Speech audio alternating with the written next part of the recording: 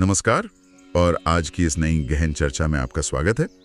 आज हम एक ऐसे विषय से शुरुआत कर रहे हैं जो सदियों से इंसानी सोच के बिल्कुल केंद्र में रहा है। हाँ, और आज का हमारा स्रोत कोई साधारण दस्तावेज नहीं है। बिल्कुल नहीं। ये एक बहुत ही खास पाठ है जिसका शीर्षक है अटल कानून। अटल यानी जिसे किसी भी सूरत में टाला या बदला ना जा सके। सही कहा। तो आज हमारा उद्देश्य केवल कुछ दार्शनिक बातों को दोहराना नहीं है। हम असल में ये समझना चाहते हैं कि हमारे कर्मों का ये जो पूरा सिद्धांत है वो काम कैसे करता है। और दिलचस्प बात यह है कि ये स्रोत भारत के दो सबसे बड़े महाकाव्यों रामायण और महाभारत के बीच एक ऐसा अदृश्य तार जोड़ता है जिस पर अमूमन बहुत कम बात होती है। हाँ, अक्सर लोग दोनों को अलग अलग ही देखते हैं। बिल्कुल, लेकिन ये पाठ एक ऐसी कहानी पेश करता है जो कर्मों के हिसाब किताब को एक बिल्कुल नए और सच कहूं तो एक चौंकाने वाले नजरिए से दिखाती है। तो चलिए इसे थोड़ा विस्तार से समझते हैं। इस स्रोत की जो सबसे बड़ी खूबी मुझे लगी वो ये है कि ये कर्म जैसे भारी भरकम विषय को किसी उपदेश की तरह पेश नहीं करता। एकदम सही। शांत और विश्लेषणात्मक ढंग से देखा जाए तो अक्सर जब कर्म की बात आती है ना, तो हमारे दिमाग में एक बहुत ही सैद्धांतिक या फिर डरावनी तस्वीर बन जाती है। हाँ, जैसे कोई ऊपर बैठा है जो बस सजा देने के लिए तैयार है। वही। लेकिन ये स्रोत उस पूरी धारणा को पलट देता है। ये कर्म को नैतिकता या सजा के चश्मे से देखने के बजाय इसे एक तरह की ब्रह्मांडीय भौतिकी या कहें कॉस्मिक फिजिक्स के नियम की तरह पेश करता है। कॉस्मिक फिजिक्स, ये बहुत ही शानदार शब्द है। जहां जितनी ऊर्जा बाहर गई है उतनी ही ऊर्जा वापस आएगी।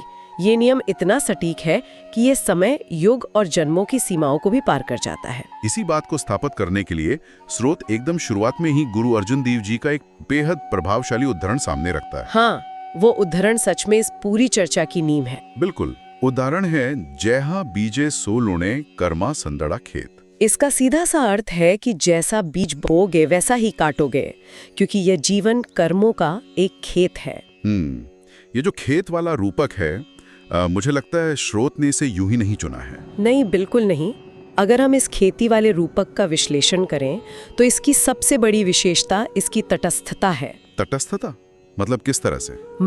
मिट्टी कभी इस बात का फैसला नहीं करती कि उसमें आम का बीज डाला गया है या बबूल का।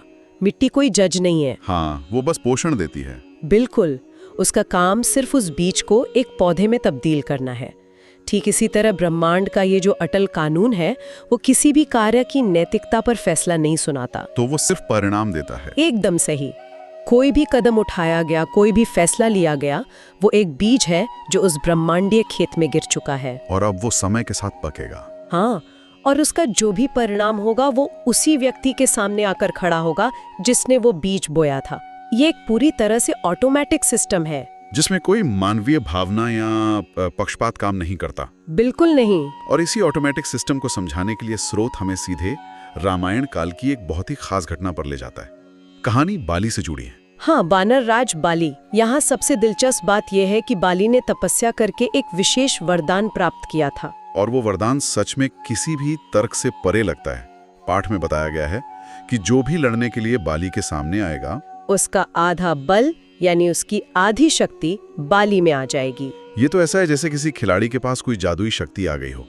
कोई भी दुश्मन सामने आए, मैदान में कदम रखते ही उसकी आधी ताकत अपने आप खत्म। एक तरह से इसने प्रकृति के संतुलन को पूरी तरह से बिगाड़ दिया था। स्रोत इस बात पर जोर देता है कि यही कारण था कि सुग्रीव जब भी लड़ने जाता वो हमेशा बुरी तरह हार कर लौटता था। जबकि सुग्रीव कमजोर नहीं था। नहीं, बिल्कुल कमजोर नहीं था, लेकिन उस वरदान के आगे टिकना असंभव था।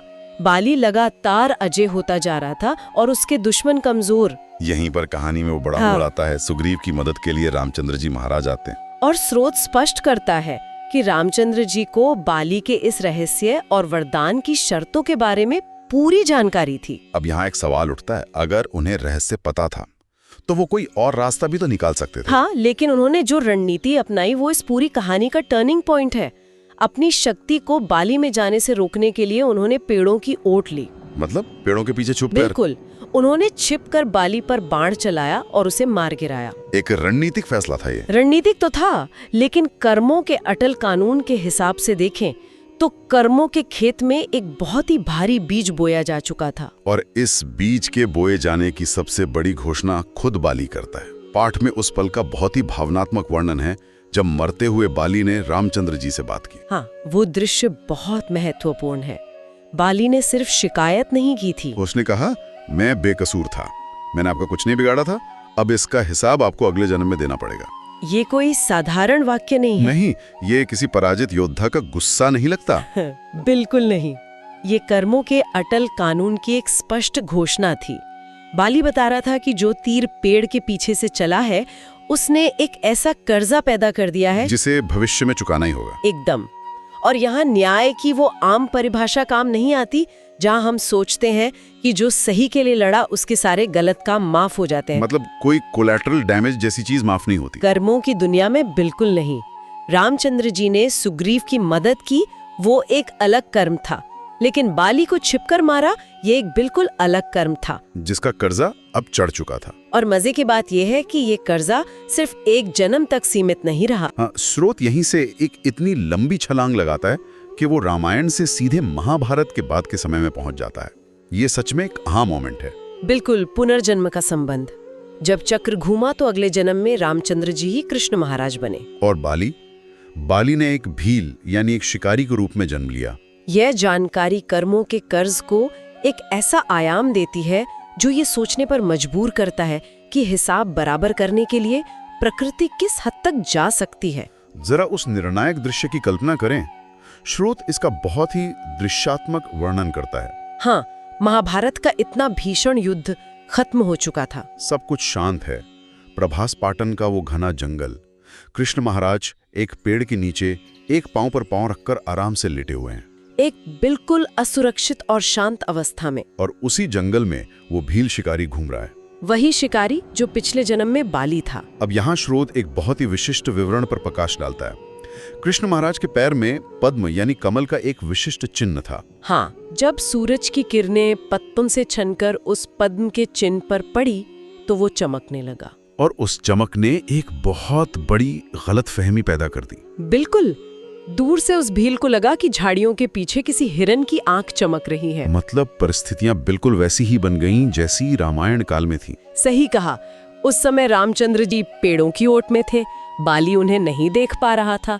यहाँ कृष्ण महाराज पेड़ों के बीच लेटे हैं और शिकारी उन्हें स्पष्ट रूप से नहीं देख पा रहा। छिपकर वार होने की पूरी जमीन फिर से तैयार हो गई। और उसी गलतफहमी में भील ने तीर चलाया जो सीधे कृष्ण महाराज के पैर में जाकर लगा। ब्रह्मांड अपने कर्जे वसूलने के लिए क्या सटीक जाल बुनता है। बिल्कुल। जब वो भील पास आया और उसने देखा कि वहां कोई हिरण नहीं बल्कि स्वयं श्री कृष्ण घायल अवस्था में है, तो वो खौफ से भर गया। उसे लगा उसने दुनिया का सबसे बड़ा पाप कर दिया है। उसने तुरंत हाथ जोड़ लिए और अपनी इस भयंकर भूल के लिए क्षमा मांगने लगा। लेकिन अगर हम इसे बड़ी तस्वीर से जोड़ें तो यहाँ सबसे बड़ा रहस्योद्घाटन होता है। हाँ, वो पल जब कृष्ण महाराज ने उससे जवाब दिया। स्रोत बताता है कि कृष्ण महाराज के चेहरे पर कोई क्रोध नहीं था।